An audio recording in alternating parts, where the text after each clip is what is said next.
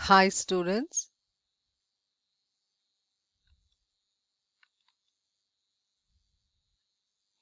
what do you see in this picture?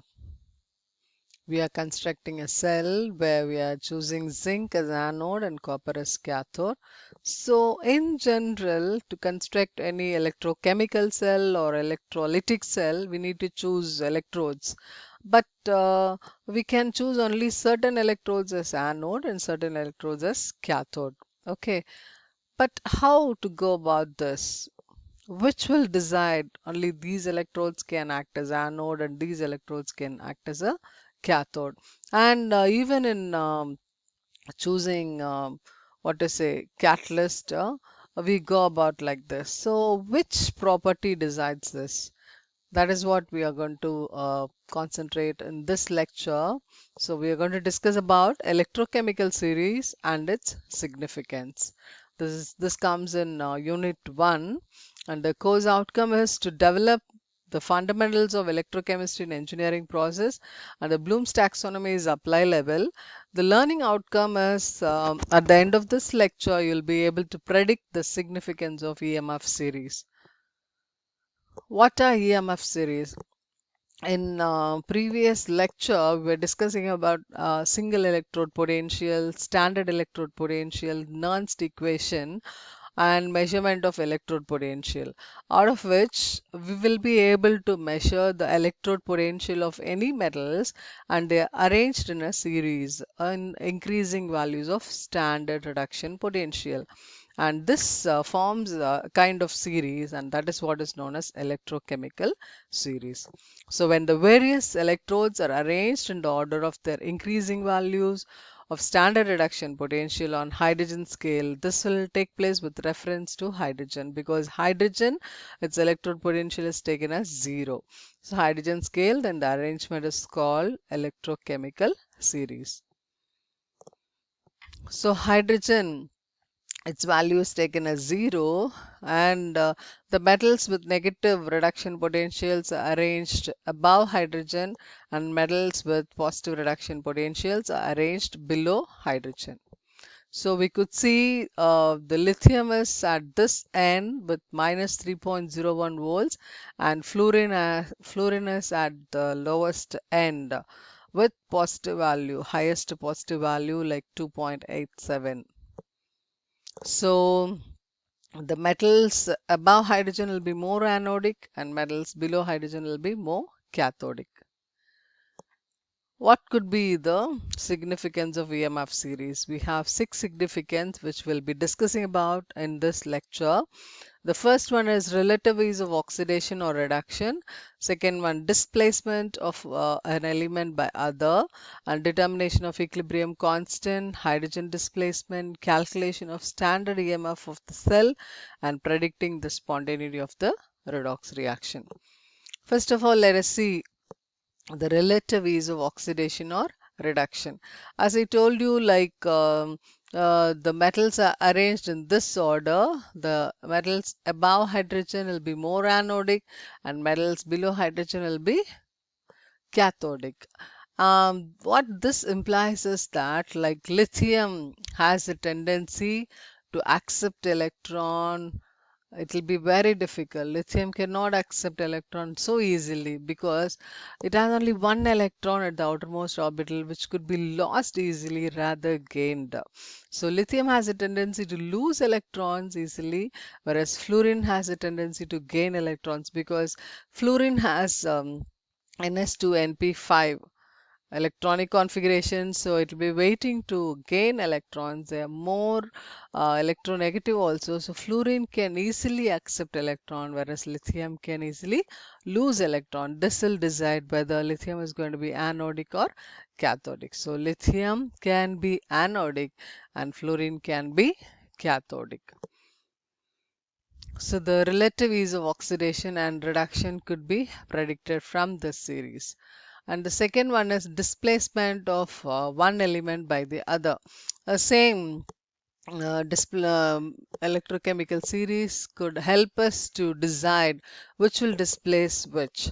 If you are comparing zinc and copper, zinc has a tendency to lose electron because its potential is minus 0.76 volts, whereas copper has 0.34 volts, so it has a tendency to gain electrons easily rather losing. So what will happen is zinc will lose electrons, okay?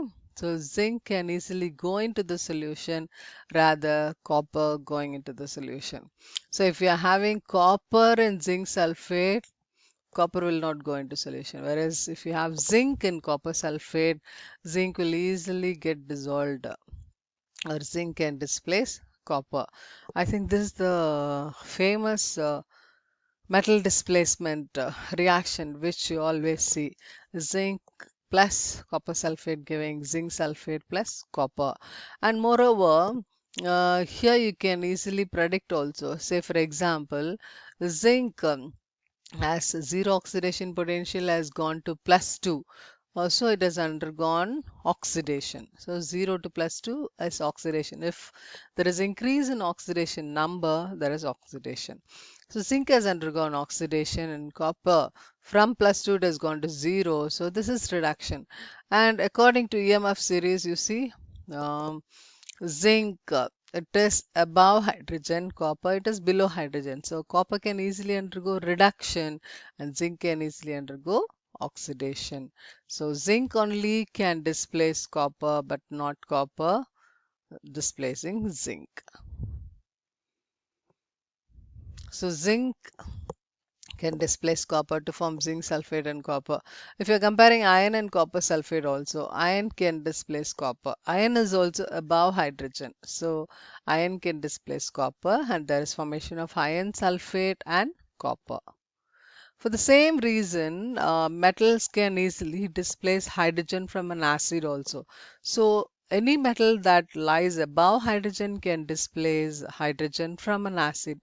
Say for example, if at all you consider this to be a zinc metal, if zinc metal is immersed in acid, it has a tendency to displace hydrogen from the acid. So zinc will combine with sulfuric acid or hydrochloric acid. There will be liberation of hydrogen because zinc is converted from 0 to plus 2 oxidation state. Oxidation for zinc, oxidation is very easy. Okay, so zinc can displace a hydrogen from an acid. Whereas if you consider silver, its potential is 0.8 volts.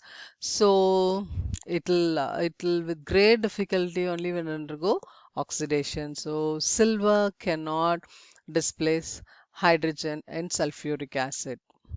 So in general, I can say like metals above hydrogen can displace hydrogen from an acid, whereas metals below hydrogen cannot displace hydrogen from an acid. The fourth importance is that we can determine the equilibrium constant for any reaction.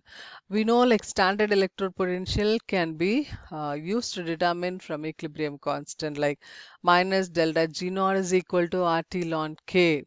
Okay, that is equal to 2.303 RT log K. So log K can be written as minus delta G naught by 2.303 RT.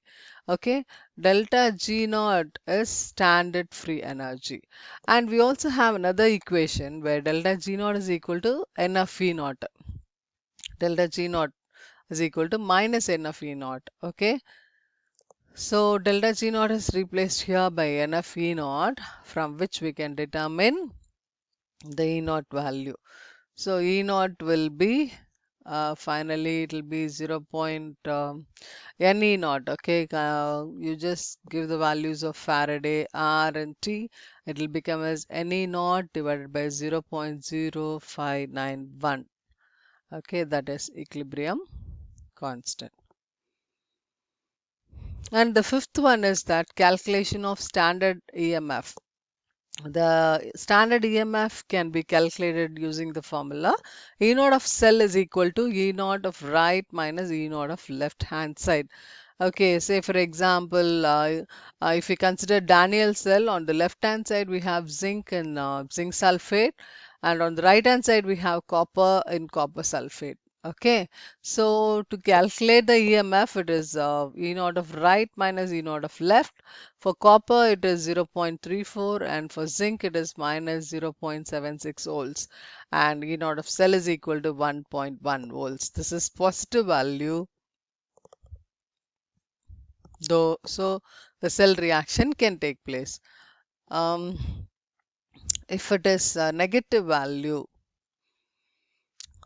this is going to be predicting the spontaneity of redox reaction. E naught of a cell should be a positive value. If it is a positive value, we can the reaction is spontaneous. If E naught is negative, it is not feasible. So Daniel cell, if we have this kind of arrangement, definitely the cell reaction is possible. Say I'm just putting the other way around, okay? Like I'm just exchanging copper rod in copper and zinc rod in zinc sulfate. Okay, the E naught of cell will be equal to minus 1.1 volts. If it is minus, it is non-spontaneous. So conditions for spontaneous that delta S should be greater than 0, delta G should be less than 0, and E naught of the cell should be positive.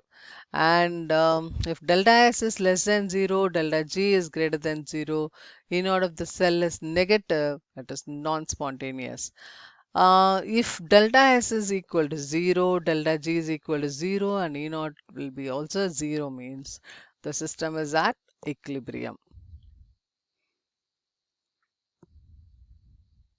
You consider nickel and manganese, okay? So nickel, the electrode potential is minus 0.26 volts, and for manganese, E naught is minus 1.19 volts. If you calculate E naught of cell, it is minus 0.93. So we can predict that since the E naught of cell is negative value, this is non-spontaneous. Rather, what you should do is you should interchange the connection. Okay. So to conclude, we discussed the importance of EMF series. The first one was to find the relative ease of oxidation or reduction, displacement tendency of one element by the other, determination of equilibrium constant, hydrogen displacement behavior, calculation of standard EMF of the cell, predicting spontaneity of the redox reaction. So now I think we can choose easily which metal will behave like cathode or which metal will behave like anode, and how we can predict the spontaneity of the reaction, or how we can get best EMF by choosing suitable anodes and cathodes. At the end of this lecture, I think you are able to predict the significance of EMF series. Thank you.